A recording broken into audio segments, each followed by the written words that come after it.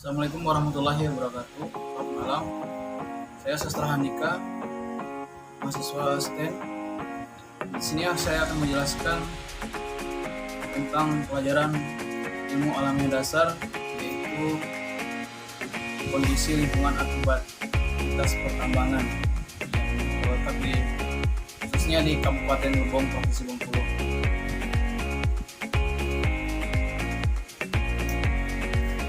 Di sini saya akan menjelaskan tentang Kabupaten Lebong. Secara geografis, Lebong merupakan dataran tinggi bergelombang dan subur yang membentang dari Gunung Seblat hingga daerah aliran Sungai Ketahun dan Sungai Musi dengan rata-rata DAS 1,100 m yang juga merupakan perbatasan dengan Gunung Rejang. Dataran ini dikelilingi oleh dua pegunungan yang membelah Gunung Seblat.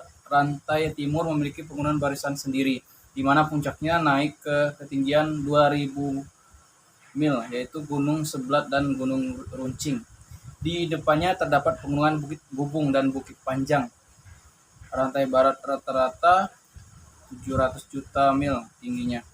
Tetapi di dalamnya terdapat puncak Gunung Kokoy, Bukit Tiga dan Bukit Resam yang bergabung ke dalam wilayah pesisir 8 gelombang. Bengkulu terletak antara perbatuan Pretesier, Tersier, vulkan dan bantuan endapan aluvial. Keadaan ini memberikan sebuah pengaruh yang cukup besar bagi keadaan bumi dan kehidupan penduduk di daerah Bengkulu. Di beberapa daerah tersebut, batu-batuan yang mengandung barang-barang tambang seperti emas, perak, kaolin, kuarsa, dan lain-lainnya.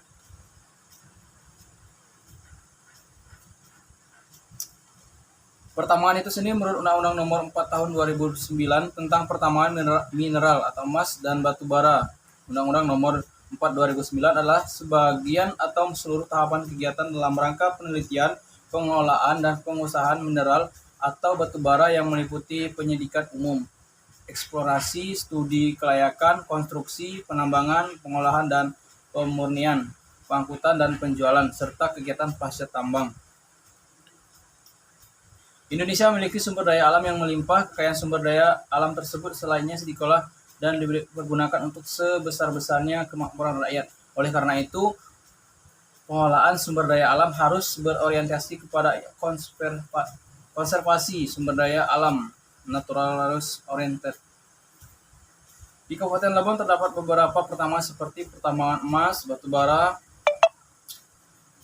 dan lain-lain. Aktivitas tambang emas menjadi salah satu mata pencaharian masyarakat Kabupaten Lebong, seperti di wilayah Lebong Kacamata, di Desa Lebong Tambang, Desa Kaler, Kecamatan Lebong Utara, sedangkan aktivitas tambang batu bara dilakukan di Desa Ketenong, Kecamatan Pinang Belapis.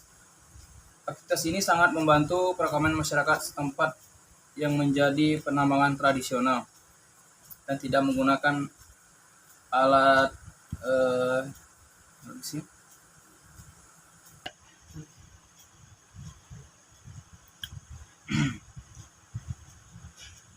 Dampak pertambangan terhadap lingkungan.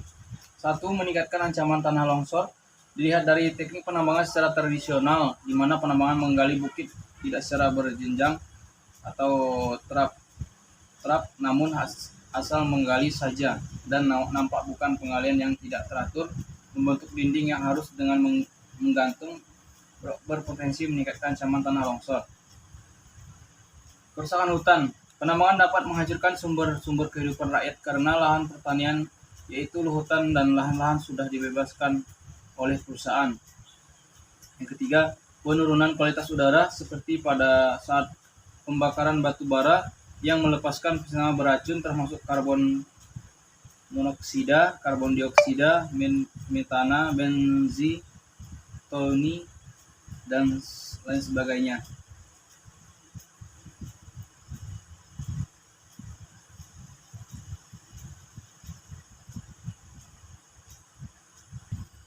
Yang keempat, segmentasi dan menurunnya kualitas air. Tingginya kandungan bahan pencemaran air diakibatkan oleh aktivitas penambangan dan pengolahan batu bara dan emas. Proses pencucian batu bara, di mana material bahan-bahan pencemaran terbawa oleh air limpasan permukaan ke bagian yang lebih rendah dan masuk ke badan air. Begitu juga dengan penambangan emas yang cara pengolahannya itu menggunakan mesin tradisional yang dinamakan gelundung yang digiling oleh air atau listrik. Yang kelima, pencemaran lingkungan akibat limbah. Limbah pertambangan biasanya tercemar asam sulfat dan senyawa besi yang dapat mengalir keluar daerah pertambangan. Air yang mengandung kedua senyawa ini akan menjadi asam. Limbah pertambangan yang bersifat asam bisa menyebabkan korosi dan menurunkan logam-logam berat sehingga air yang dicemari bersifat racun dan dapat memusnahkan kehidupan akuatik. Biasanya airnya berwarna hitam atau berwarna kuning. Bagaimana peran pemerintah di sini untuk mengetahui Undang-Undang Nomor 4 Tahun 2009 tentang pertambangan mineral dan batu bara yang telah diubah dengan Undang-Undang Cipta Kerja. Dalam undang-undang ini, para legislator memasukkan nilai dan syarat lingkungan sebagai suatu proses yang tidak boleh diabaikan bagi pelaku pertambangan. Hal ini dapat dilihat dari beberapa hal, yaitu dampak yang terjadi di sekitar pertambangan mineral dan batu bara. Pemerintah Indonesia telah mengeluarkan 1. Eksplorasi, di mana sebagai tahapan kegiatan usaha pertambangan. Yang kedua, studi kelayakan mengharuskan AMDAL serta perencanaan pasca tambang. Yang ketiga, operasi produksi meminta sarana pengadilan dampak lingkungan sesuai dengan hasil studi kelayakan. Yang keempat, reklamasi sebagai suatu kegiatan yang dilakukan sepanjang tahapan usaha pertambangan untuk menata, memulihkan, dan memperbaiki kualitas lingkungan dan ekosistem agar dapat berfungsi kembali sesuai peruntukannya. Yang kelima, yaitu kegiatan pasca tambang, kegiatan terencana, sistematis, dan berlanjut setelah air sebagai suatu seluruh kegiatan usaha pertambangan untuk memulihkan fungsi lingkungan dalam dan fungsi sosial menurut kondisi lokal di seluruh wilayah pertambangan.